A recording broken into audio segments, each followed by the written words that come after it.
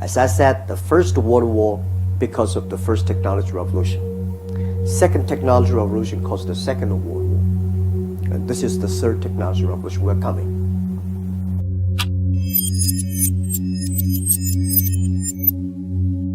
There are 7.5 billion people who are now living on the planet Earth. By the way, 21% of those live in China. Think about that. 7.5 billion people and 21% of them live in China. Now, you know how many of those 7.5 billion people have cell phones? 5 billion.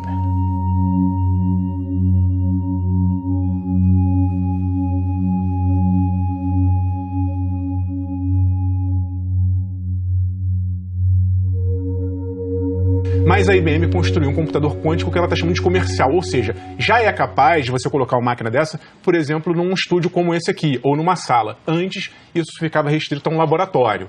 Por que tem toda essa estrutura? Porque, como eu disse, trabalha em escalas muito pequenas e é muito instável. Então tem que estar uma temperatura baixíssima, tem que estar numa câmara de vácuo para que o computador trabalhe da forma mais estável possível. É um super avanço. Nós aqui, seres humanos comuns, vamos demorar um pouquinho para receber os efeitos disso, mas quem trabalha, por exemplo, na área de saúde, pesquisa, na área de mercado de capitais, tudo que a gente chama de Big Data, de superprocessamento de informação, até na área, por exemplo, a gente estava falando de segurança, você começa a analisar dados de uma maneira muito volumosa e muito rápida. Esse tipo de computador vai revolucionar a nossa vida. Daniel tells us, in fact, in Daniel chapter 12, he tells us that one of the signs of the time of the end, as he referred to it, would be when knowledge shall increase. And it's interesting because the word increase is in what's called the imperfect mood, and what it means is to increase exponentially. It's not just that knowledge is growing, but it's begun to grow at a rate unparalleled in the history of the world. So that knowledge doubled once every 100 years until 1950 or World War II, well, knowledge began to double every 25 years. And then today we say the doubling of knowledge in the world happens every 13 months. But if you think that's a lot to swallow, the greatest challenge that we face today with this increase of knowledge and information is how to manage and use an ever-sized mountain of data. This year, IBM began to help us take that first step in producing the first commercially viable quantum computer. Now, what is a quantum computer? Well, one guy explained it probably best of anybody I've heard. He said if you took a book of 300 pages and you were to open it up someplace, put a red X on one of the pages and close it, and you were to feed that into your computer and say, now find the red X, what a computer will do, it will go through page 1, page 2, page 3, page 4, one page at a time until finally it finds the X on the right page. That takes a significant amount of time. But what a quantum computer does is it looks at all 300 pages instantaneously, and like that, will give you the answer. Você pode não entender o que ele está falando, mas o que ele está segurando deve mudar a sua experiência com os smartphones. É um chip de celular de quinta geração, o 5G, chegando para substituir o 4G existente hoje. E a apresentação foi feita em mandarim, porque esse é o chip 5G da chinesa Huawei, a maior fabricante de equipamentos de telecomunicação do mundo e uma das participantes de uma batalha gigantesca e bilionária em torno da nova tecnologia. Mas antes de falar da guerra, é preciso explicar o que o 5G significa. A tecnologia é cerca de 20 vezes mais rápida do que o atual 4G. Baixar filmes, séries, novelas, em vez de levar minutos, vai demorar segundos. Tanta capacidade deve revolucionar mercados como o de carros autônomos, jogos de videogame, realidade virtual, inteligência artificial. Em cidades cada vez mais automatizadas, com câmeras, sensores e computadores controlando tudo, o 5G vai ser o sistema nervoso central. Estados Unidos e China acreditam que quem dominar o 5G vai ter uma enorme vantagem econômica, militar, de inteligência e disputam para saber quem vai mandar nesse mercado. A Huawei avança rapidamente, já tem 30 contratos para construir redes 5G ao redor do mundo. Não aqui nos Estados Unidos, e não onde os americanos conseguirem evitar. Os Estados Unidos pressionam aliados a proibir as redes 5G da gigante oriental, alegam que os aparelhos poderiam ser usados para espionagem. Os primeiros celulares 5G devem começar a chegar ainda em 2019. E sim, quem quiser vivenciar tanta velocidade e potência vai ter que comprar um aparelho novo, porque, afinal, essa batalha também é pelo seu dinheiro. Not only is the quantum thousands of times faster than a silicon-based computer, but it's absolutely necessary for creating the Internet of Things. And when the Internet of Things becomes online, and what that means is that everything in your world will have a radio frequency ID or a chip in it. But when this comes online, you know what they say? That the rate of knowledge increase will double every 12 hours. All of this is leading to the development of far more complex algorithms. And what an algorithm is, if you're not familiar with the terminology, is basically a formula that decides how information should be sorted.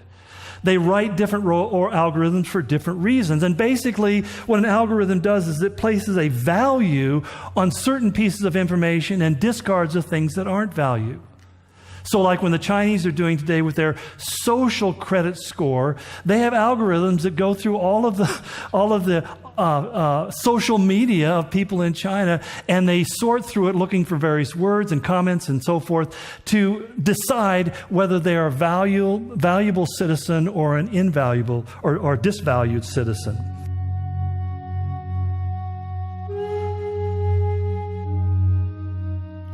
In case you were wondering, Black Mirror is already here. Authorities in the Chinese Hebei province are now testing an app which will enable users to check on the debt status of people around them.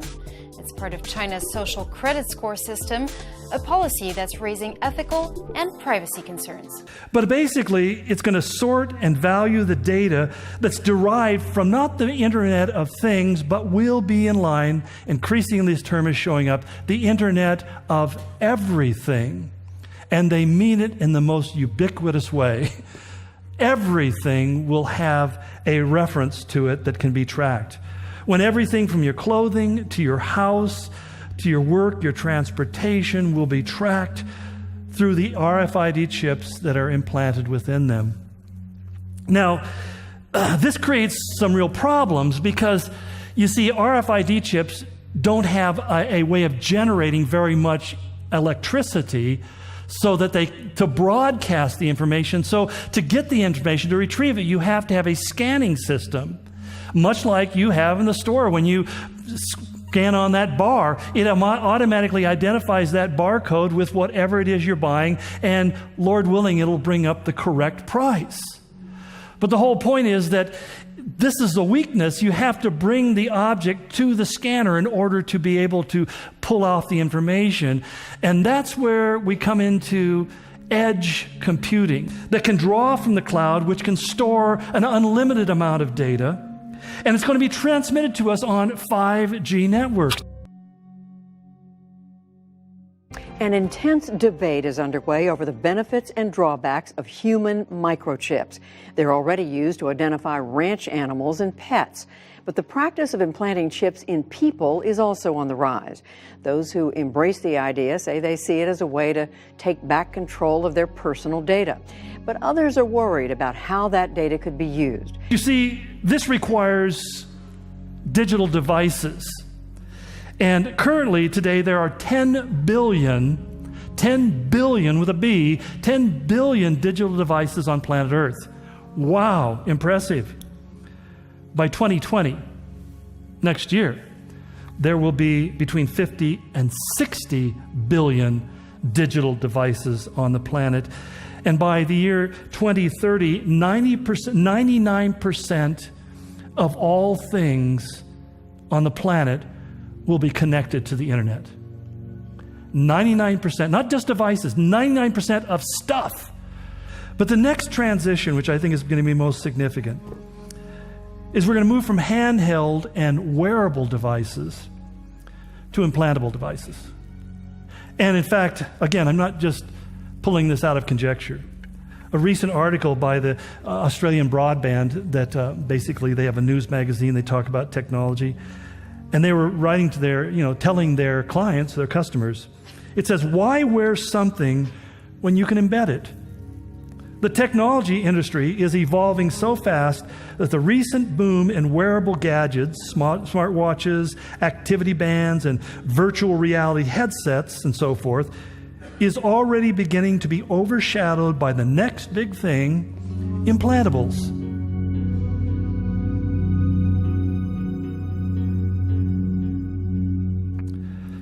But the next generation of devices will be incredibly personal. The RFID chip, which means the radio frequency identifier, basically it sends out or responds to a signal, are now available through implanting or through adhesive tattoos or even invisible tattoos. In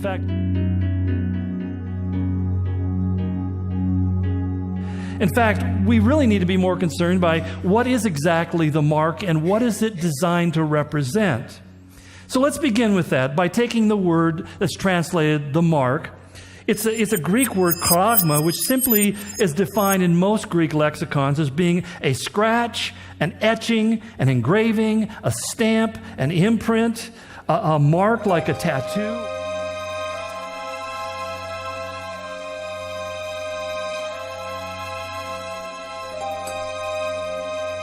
Or a brand or a thing carved or sculpted. In other words, it's something that is done with a sharp point that engraves itself on the one who receives it.